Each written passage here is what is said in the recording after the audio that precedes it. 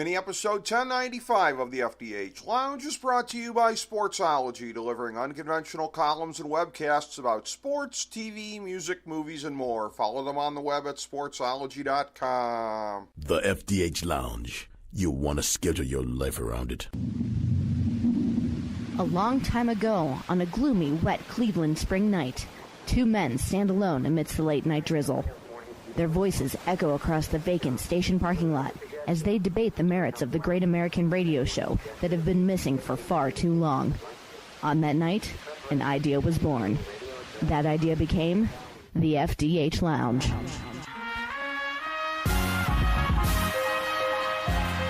Welcome to the FDH Lounge. Hello, everyone. Welcome to FDH Lounge mini episode number 1095. This is FDH Managing Partner Rick Morris here with you today with another of our favorite FDH Lounge dignitaries, longtime FDH Lounge dignitary Ben Chu, here to talk NBA. We are at about the midpoint of the 2018-19 NBA season. Past it, actually, but I know the All-Star break usually is the point in time when people refer to that as the midpoint. More like the beginning of a stretch run, and that's what we're going to be covering here today, is looking at where we're going from here the rest of the way in what has been an interesting season on both sides of the conference divide here. A lot of flamboyant stories, as there always are, but as far as how is that going to affect what happens on court the rest of the way, Ben is here to help break that down for us as per always. Ben, pleasure to have you back on today, my man. Thank you so much for being here. I appreciate it. We're ready to get going. All right, let's take a look at this here, and when you look at the standings, a lot of times in the newspaper, geographically you will list Eastern Conference on top, so let's start there. You've got a little bit of jumble at the top of the conference here. Philly making moves to try to better position themselves to get in that mix with Milwaukee and Toronto, not least of which the acquisition of Tobias Harris to go along with the earlier one of Jimmy Butler. So you've got Philly. They're a couple games back of where Toronto and Milwaukee are at, but their team has sort of been coming together more so on the fly. Maybe also to a certain extent Toronto with getting Marc Gasol recently, but Toronto has basically more or less been intact from the beginning of the year. A new nucleus there with Kawhi Leonard at the center of it. And then Milwaukee, again, you knew with the new coaching that they were going to be getting the most out of what they had there, just like the Hawks were a couple of years ago. And again, the best version we've seen thus yet of the Greek Freak on a true NBA MVP tear. So you've got them at the top of the conference. Boston, who wasn't able to be in the Anthony Davis sweepstakes because of the Kyrie contract, they might be able to over the summer. Boston was a little bit handcuffed on what they could do, but Boston was supposed to be the team that wasn't going to need anybody. They were the favorites in the conference from a lot of quarters, myself included, coming into the year. And then you've also got Indiana, who record-wise is still in the mix at this point, but without Victor Oladipo, with him going down for the year, you can't take really seriously, I think, that they're in with the other four teams at that point there. So as far as the big four in the East, how do you see it shaking out right now? Well, at this point, I think it's going to be very interesting moving forward.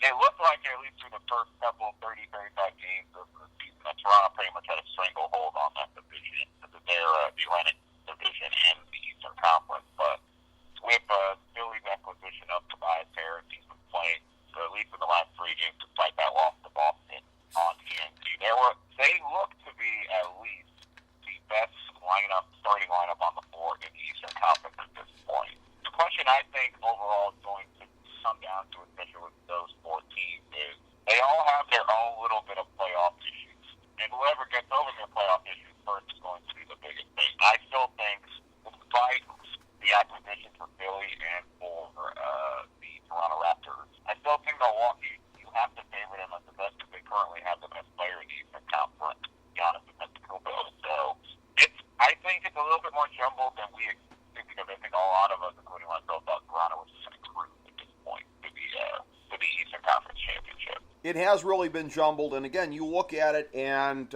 Chris Middleton, the second best player on that team, somebody who's taken a big leap forward, and then from there, you got a couple of guards in the mix here, that both shooting guard and point guard, where you're looking at the predominant scoring as far as third scoring coming from one of those guys.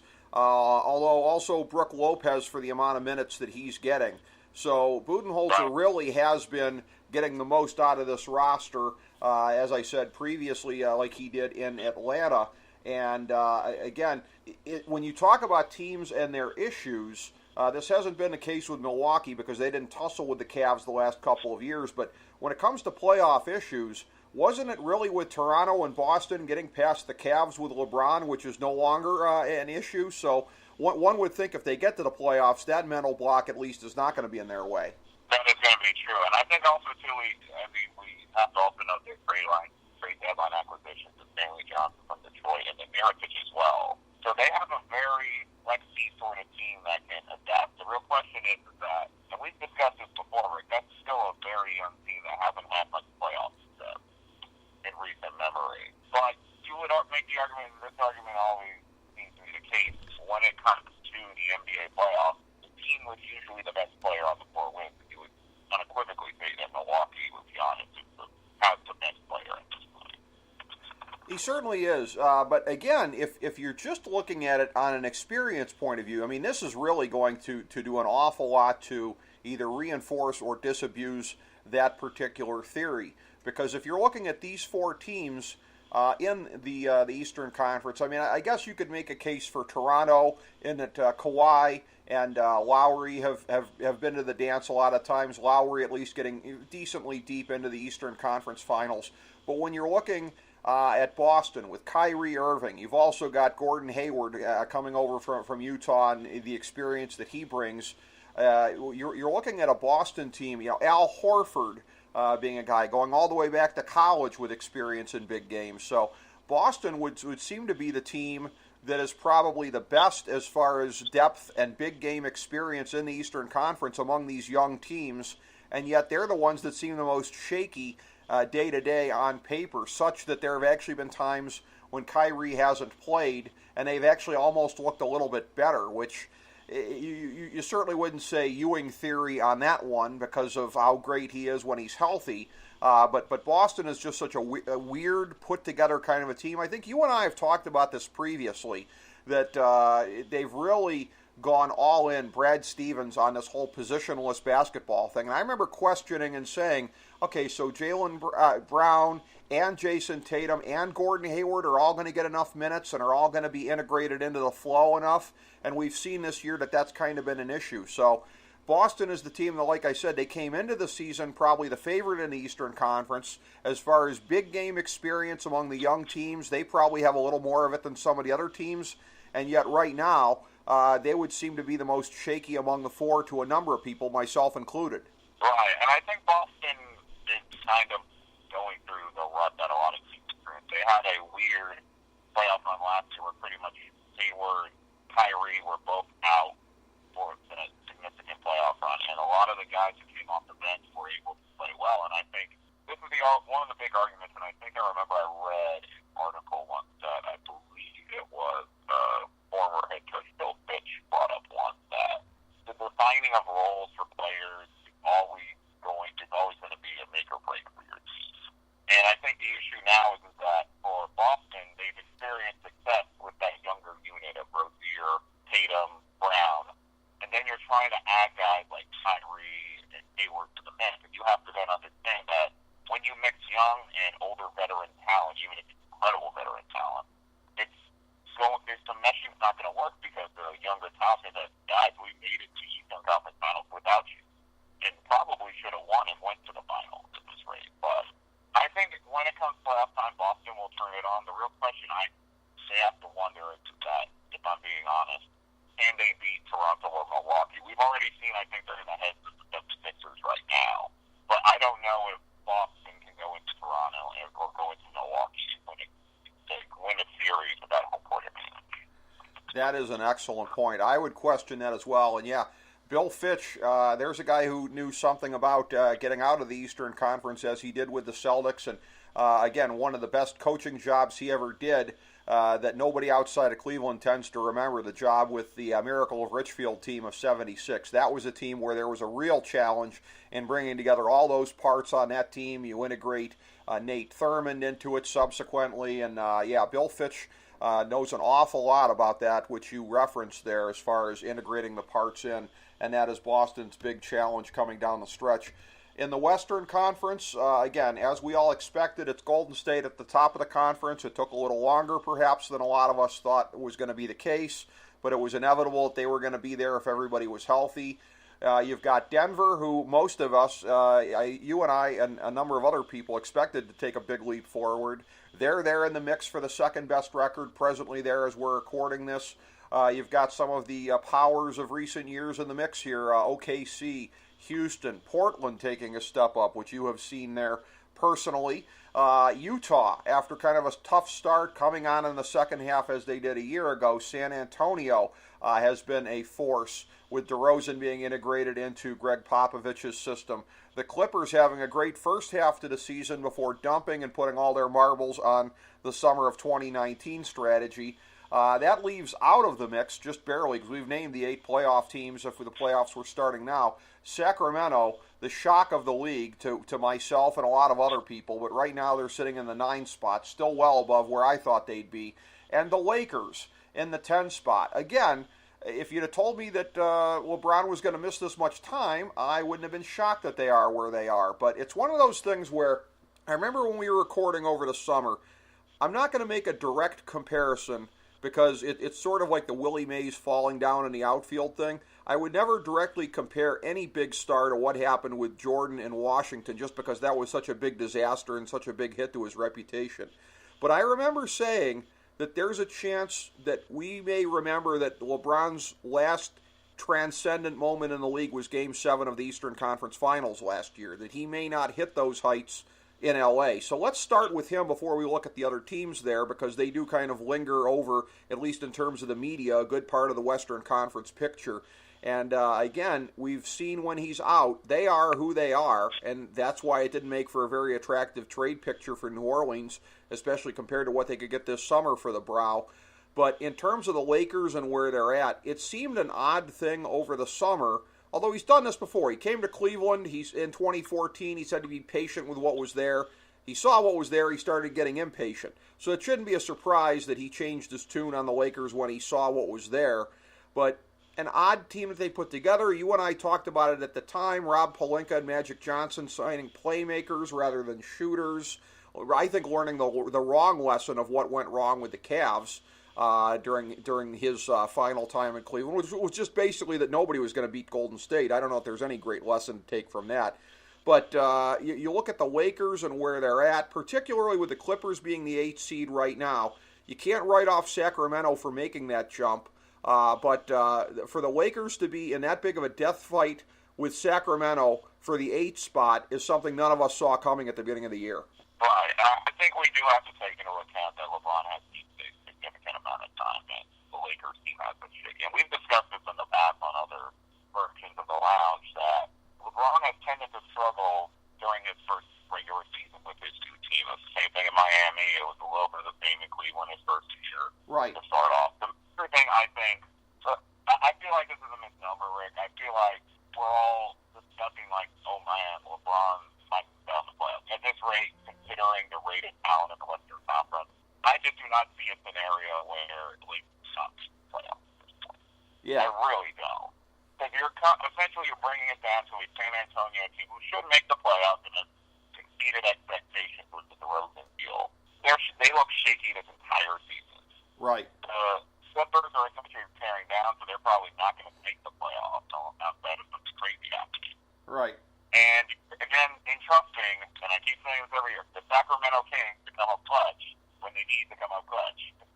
So I'm pretty sure, barring again an absolute crazy circumstance or sequence of events that keeps the Lakers up, they're going to at least become the 8th seed. It might be an interesting first round matchup for Golden State if that is.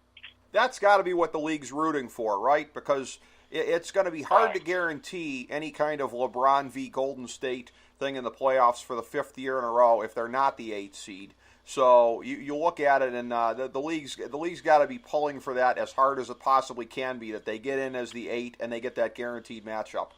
Right, and I still think the Lakers, despite their average to below average rate of play, let's remember Lonzo Ball also didn't play a significant portion of the season. You also have to deal with them moving around new pieces and trying to figure things out. The one benefit for them, and I will state this, the one guy on that roster that can help sort of figure this out is Rajon Rondo. Despite what a lot of people think of Rondo, when it comes to the playoff time, that's what shines. And if they can at least just even get into the playoffs, Golden State is clearly the class of the Western Conference. That's not changing this season. But I could see a scenario if Golden State falters in Game 1 or Game 2 that the Lakers could possibly pull the upset if LeBron plays superhuman like we all know he's capable of doing. That is entirely possible. Yeah, I wouldn't say it's for sure, just because, again, Golden State this year. Not for sure at this. Well, yeah, and I thought Golden State was going to go 16-0 through the playoffs at the start of the year, and they still might. But there's been a decent amount, and a lot of it comes from, again, the internal discord. We saw it between Durant and Green earlier in this year. Durant's free agency thing here coming up, which, again, we have seen this with LeBron in the past. We've seen this with players. When players don't want to talk about something, they're being very loud and clear that staying where they're at is not the most likely option. I think we're seeing it again with Kyrie, and nobody in Cleveland could possibly be surprised that Kyrie appears to be going back on his word about staying in Boston. So for Golden State, I mean, health and avoiding that kind of discord internally, those are the only things that could probably interject any kind of drama into any series, right? I would assume so. I also think, ironically enough, it might have been better for Golden State to have this discord earlier on in the season because, let's be honest, even just as the playoffs even start, I don't even think anybody will remember Durant and Green having that argument in that against the Clippers in that whole incident. Right. I don't think that'll even be a big part of their playoff run. So again, I also think that sometimes in the media we play up internal strikes, but there's been numerous occasions where internal strikes can be overcome to win a championship by multiple teams. I think so as well. In looking at how the rest of it shakes out here, I'm going to give a guess on semis and the finals here in the Eastern or in the Western Conference is for the team to go to the conference finals with Golden State and quite possibly have the best chance of taking a game or possibly more. I'm going to go with what is the chalk at the moment record-wise, that being Denver, because they've had the kind of emergence this year that I expected them to have. It is a deep core that they have. Few teams in the league can match their depth. And at the top with Jokic and Murray, a very good combo there. And I'm going to say OKC and Houston to go out in the conference semis, so to get through the first round. But again, how do you see it shaking out with the teams in the West not named Golden State at the top of the conference? Right, at the top of the conference, I think Houston can be there, but again, this really just feels like a reverb of teams started 2 years ago, where it was all Harden, and he was unable to get out of the first round with that sort of performance. I mean, this feels like a misnomer. I think Denver is probably the best chance to make Golden State hurt just because of the ability of them to go 10 deep. They have a lot of depth on their bench. Mike Malone's a very good head coach, despite what a lot of people thought of his coaching style in Sacramento. I think OKC is a very interestingly weird team right now because they do have two of the top 25 best players in the league in George and Westbrook. But the issue I always come back to them, their bench is still not very good. And you're essentially telling the viewing public that you're going to come down to Dennis Schroeder to be that third guy to help close games. And I'm still not 100% sure of OKC at that rate if he's the third guy. Well, yeah, they're very top-heavy. That's a classic example, and sometimes it's even more pronounced in the NBA than it is in the NFL. But I know I'd said this about the Rams during our Super Bowl preview, a stars and scrubs defense. Oklahoma City, certainly megastars and scrubs. They are very top-heavy, albeit Paul George having an MVP-caliber campaign himself. He's making a strong run at it right there. But again, yeah, you said something very profound that Mike Malone, again, after having been written off in Sacramento, it's unfair to judge a lot of folks from what happened in Sacramento previous to what's happening there now, just because it was such a bad spot to be in, but much like my Cleveland Browns, sort of a miraculous rebirth here. And again, the Kings, a very viable contender to make the playoffs at this point in time. But as I look at it here, I think, Ben, it's going to be very, very interesting. You and I, a lot of times, we look at the business, the pop culture aspects of the NBA, sometimes as much as what's on the floor itself, because let's face it, that's what the NBA markets. All-Star Weekend is basically 0.0001% substance, and the rest of it is style. This is the way the NBA is. So in looking at this off the court, I'm going to be very interested to see what the ratings are for the Western Conference playoff games this year, because I think you could make a case that, again, conference finals, if it's Golden State Denver, it has a chance to be pretty good. But any series that doesn't involve Golden State has a chance to be a very competitive 6 or 7 game series, doesn't it? You look at the matchup of these teams here, the jumble, the Western Conference playoffs, if you just look at each series in a vacuum and you don't just spend too much time sweating about, well, how far can either of these teams go? If you just live in the moment for each series, these could be some of the best playoff series we've seen in some time, I think. Right, and I also think there's also the inverse of that, which could be some of the worst playoff series of all time. Okay, all right. Both ways on that, because I still think, as much as we all don't want to say it, Golden State is the class of the conference still, and this is that time where contenders and pretenders jumble around. And at this point, I just do not see, unless barring significant injury or absolute internal strife in Golden State, that they're not going to make the NBA Finals at this point. They're just too good, have too much talent, and they're just going to keep getting better as the season goes on. They are. They've got an awful lot there. I'm going to say Golden State over Denver, Western Conference Finals. I'm going to say Eastern Conference Finals. I'll go chalk. I'll go Milwaukee over Toronto at this point, and then Golden State over Milwaukee. At this point, I'd be generous and give the Bucks a game, and I could see that again. This looks to me like it's the last ride of Golden State, similar to the Bulls of '98. They're not going to break up nearly as dramatically, but without Durant being there next year, in all likelihood, and with decisions to be made about the next contract for Draymond Green and the way that he is aging, plus being paid contract-wise, it'll, I think, be the last year of Golden State being a mortal lock, which it's pretty rare for any team to be in modern sports anyway. So those are my picks. Feel free to go out on a limb or not as far as how you see the rest of the season going here. Sure. I think if we go on the Western Conference, I'm going to say very changing up. I'm going to say OKC and Golden State. I think Golden State wins that in 5. And then in the East, I'm going to think this is going to play out a little bit differently in my head, but I'm going to go with what you said to essentially chalk. I think it's going to be, ironically enough, it's going to be Toronto to beat Milwaukee, but I think against Golden State, I think it's going to be a 6-game series. Okay. Because of the travel. Now, for the whole... Despite what I said earlier, I still firmly kind of believe this is the year for the Raptors to finally break through. As we bring the show to a close, we would like to extend our deepest gratitude to NBC, CBS, ABC, Fox, all Clear Channel affiliates, TNT, TBS, USA, UPN, Deadspin.com, YouTube.com, YTMND.com, MySpace.com, various blogs, Fox News, CNN, CNBC, MSNBC, IamBoard.com, Billboard.com, Google.com, ESPN, ESPN2, ESPN News, ESPN Classic, NBA TV, NFL Network, Sports Time Ohio, Athlon Magazine, Comedy Central, Cartoon Network, The Boomerang Channel, QVC, BET, The Spice Channel, Steno Notebooks, Manwich, Papermate Office Supplies, waitresses, strippers, bartenders, garbage men, janitors, microwave popcorn, the writers of The Office, Scrubs, Entourage, My Name is Earl, Oz, Metalocalypse and the Boondocks, Aquafina, and The Periodic Table of Elements.